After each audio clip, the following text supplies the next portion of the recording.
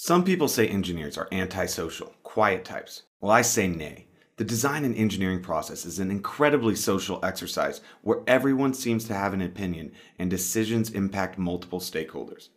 Design is a series of decisions that require you to have access to all the right information at the right time to make a more informed decision. Capturing that information, well, that's not always so easy.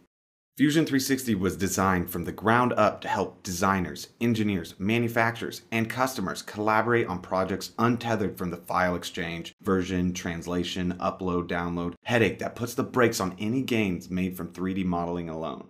The advantages to using Fusion 360 for collaboration are so obvious, it's hard to imagine continuing to execute on projects in any other way. It would be like going back to email to keep up with your friends rather than using social media. Why shouldn't you expect the same immediate nature of communication in the tools you stake your professional reputation on? Fusion 360 ensures you make more informed decisions by giving you a single point of access to discussions, markups, and previous versions from a desktop, browser, or mobile device. Yes, access to project information anywhere, anytime, on any device.